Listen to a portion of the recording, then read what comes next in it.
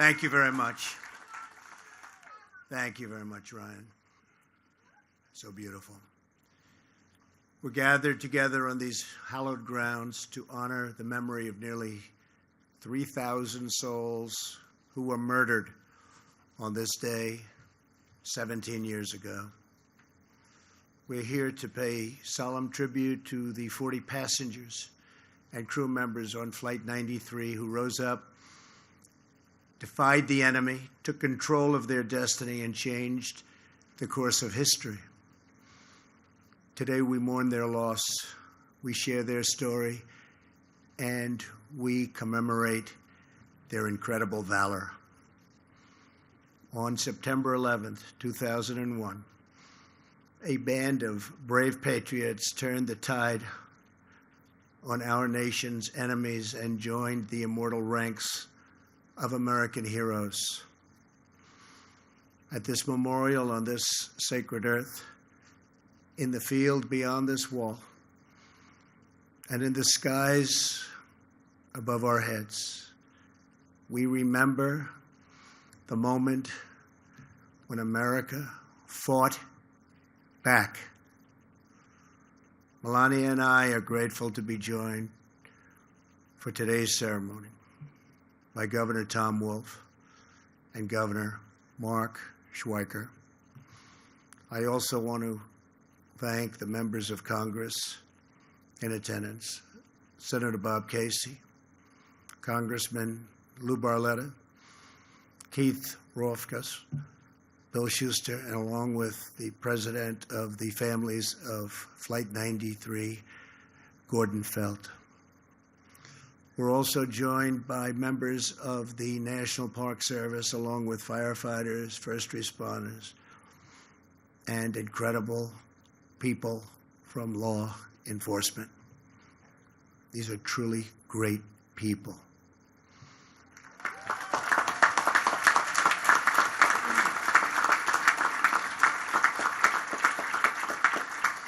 Some of you here today answered the call and raced to this field 17 years ago.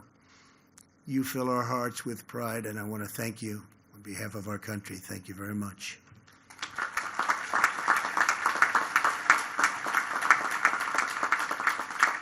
Most importantly, to the family members of Flight 93.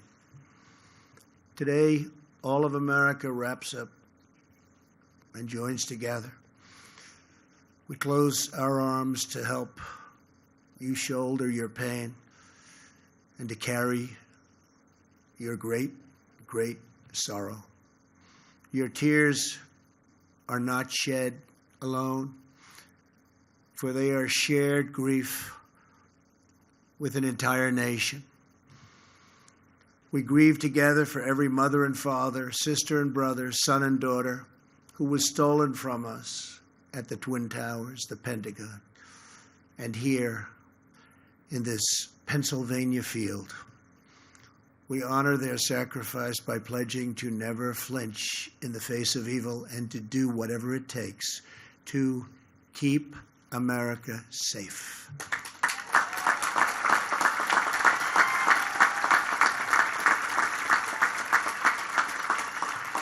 "17 years ago, your loved ones were among the 40 of Flight 93, the 40 passengers and crew members on board the 8 a.m. United Airlines flight from Newark to San Francisco. They were men and women from every background.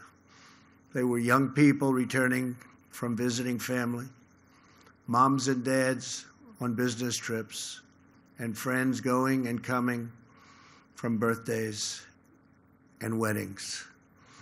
They boarded the plane as strangers, and they entered eternity, linked forever as true heroes.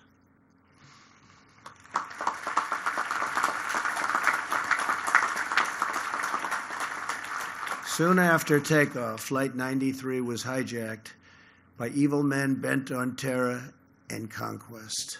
Passengers and crew members began using their phones to call home. They learned that 2 planes had already crashed into the World Trade Center in New York City. Immediately, those on board Flight 93 started planning a response.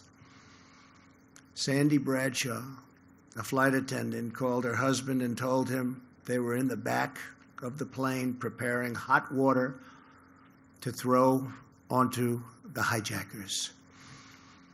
Passenger Jeremy Glick explained the plan to his wife and said, "Stay on the line, I'll be back." The passengers and crew members came together, took a vote, and they decided to act. At that moment, they took their fate and America's fate back into their own hands. In the last 20 minutes, many placed their final calls home, whispering those eternal words, "I love you." Some said the Lord's Prayer, and then they bravely charged the cockpit. They attacked the enemy. They fought until the very end, and they stopped the forces of terror and defeated this wicked, horrible, evil plan.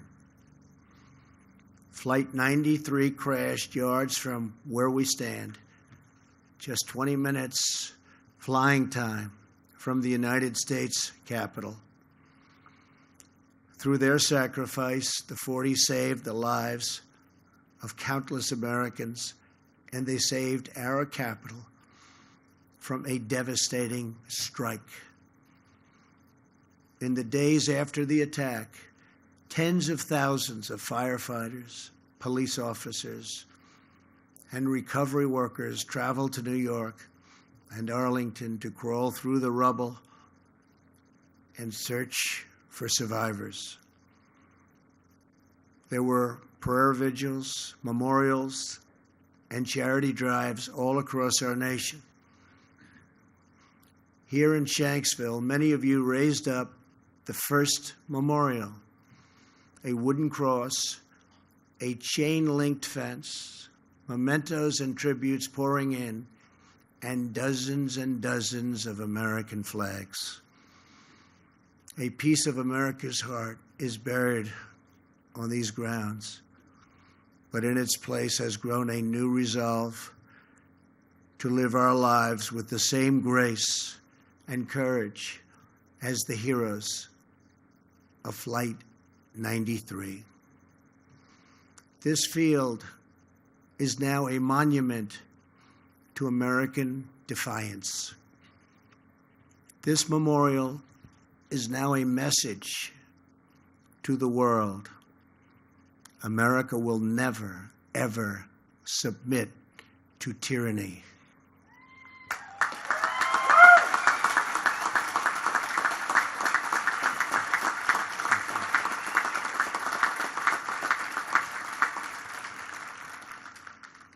Since September 11th, nearly 5.5 million young Americans have enlisted in the United States Armed Forces. Nearly 7,000 service members have died facing down the menace of radical Islamic terrorism.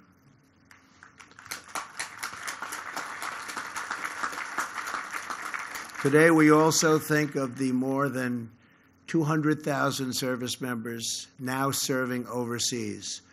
And we think of every citizen who protects our nation at home, including our state, local, and federal law enforcement.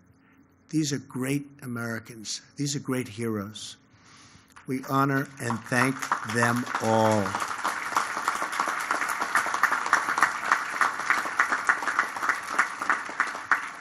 As Commander-in-Chief, I will always do everything in my power to prevent terrorists from striking American soil. Here with us today is Dorothy Garcia Blockler. Her husband, Sonny, was one of the passengers on Flight 93. On September 11th, 2001, just over a month after their 32nd wedding anniversary. Sonny was on his way back from a business meeting. He called Dorothy, who he loved so much, called her on the plane and uttered her name before the line went dead silent. In the days after the attack, Dorothy told the investigators there was only one thing she wanted from this field: her husband's wedding ring. They would know it by the inscription etched inside. "All my love," it said, followed by the number 8269, the date of their anniversary.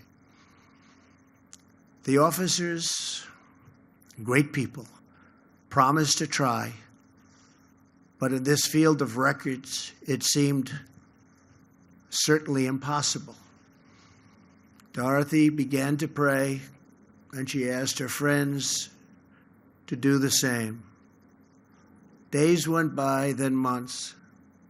Still no ring. A week before Christmas, on December 19th, she heard a knock at the door. Two officers were standing with a really beautiful, to her, she saw it was so beautiful, she knew what was happening. A beautiful, small white box.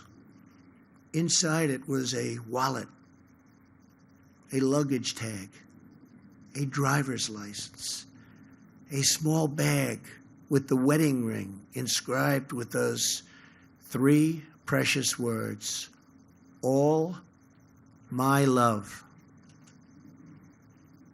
Those words echo across this field. And those words tell the story of 40 men and women who gave all their love for their families, their country, and our freedom. To Dorothy and to every family here today, America will never forget what your loved ones did for all of us.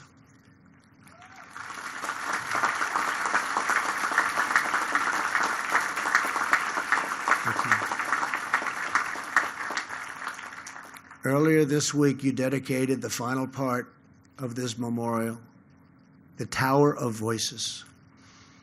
Standing at 93 feet tall, the Tower of Voices is now the first structure visitors see when they come to this now sacred ground. It will hold 40 beautiful chimes that ring throughout these fields, each a unique note, but all in perfect harmony. Each time we hear those chimes playing in the wind, we will remember the 40. We will remember their faces, their voices, their stories, their courage, and their love. And we will remember that free people are never at the mercy of evil, because our destiny is always in our hands.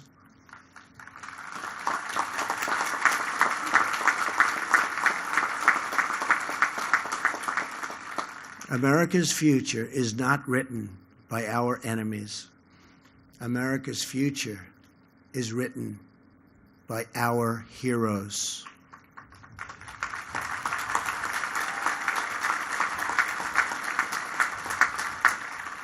As long as this monument stands, as long as this memorial endures, brave patriots will rise up in America's hours of need, and they too will fight back.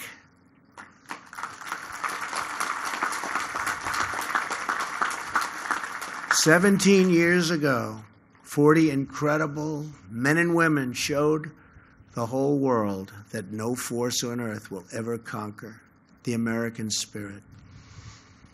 We treasure their memory, we cherish their legacy, and we ask God to forever bless the immortal heroes of Flight 93. Thank you, God bless you.